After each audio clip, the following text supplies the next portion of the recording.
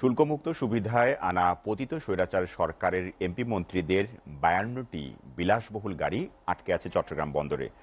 সংসদ ভেঙে যাওয়ায় এসব গাড়ির খালাস নিয়ে তৈরি হয়েছে অনিশ্চয়তা। তবে রাজস্ব আয় বিবেচনায় অন্তর্বর্তী সরকার সহজ শর্তে গাড়িগুলো বিক্রির উদ্যোগ নিয়ে চিন্তা করছে। কিন্তু ভারভিটা বলছে, স্বাভাবিক শুল্ক কর পরিশোধ করে এসব গাড়ি বাজারে বিক্রির সুযোগ নেই বললেই চলে।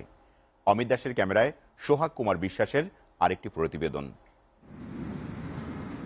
চট্টগ্রাম বন্দরের কার শেডে সারিবদ্ধভাবে দাঁড়িয়ে আছে land cruiser, Lexus, BMW, Mercedes Benz সহ বিশ্বের নামি দামি ব্র্যান্ডের 3000 থেকে 5000 সিসির অত্যাধুনিক 52টি নতুন গাড়ি। পতিত স্বৈরাচার সরকারের মন্ত্রী এমপিরা শুল্কমুক্ত সুবিধায় আমদানি করেছিলেন বিলাসবহুল এসব গাড়ি। কয়েক দফায় গাড়িগুলো বন্দরে এসে পৌঁছলেও দাপ্তরিক কাজ শেষ করার আগেই পতন ঘটে সরকারের। পালিয়ে যান আমদানিকারক সাবেক মন্ত্রী এমপিরা। ফলে গাড়িগুলো আর খালাস করতে পারেননি তারা। যখন আমদানিকারকরা বা আমদানিকারকের পক্ষে সিএনএফ এজেন্ট ডকুমেন্ট সাবমিট করে, তখন আমরা বলতে পারি যে কোনটা কার গাড়ি বা কোনো ভিআইপির গাড়ি কিংবা কোনো রকম বিলাসবহুল গাড়ি কিনা।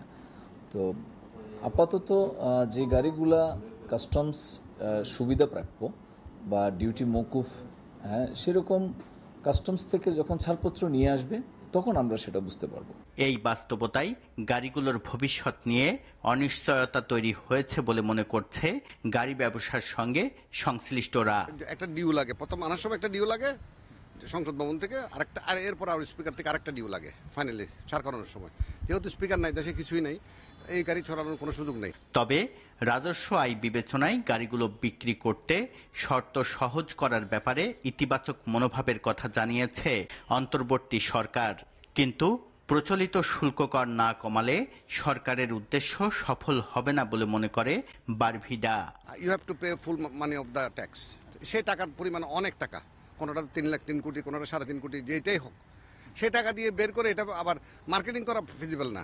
গাড়িগুলো আমদানিকারকদের তালিকায় আছেন সাবেক ডেপুটি স্পিকার শামসুল হক টুকু, সাবেক মন্ত্রী ডক্টর আব্দুর রাজ্জাক, মোহাম্মদ এ আরাফাত, নায়ক ফেরদৌস, ক্রিকেটার সাকিব আল হাসান, ব্যারিস্টার সাইদুল হক সুমন সহ পতিত সরকারের 52 জন মন্ত্রী ও এমপি। সোহাগ কুমার বিশ্বাস, এসএটিভি, চট্টগ্রাম।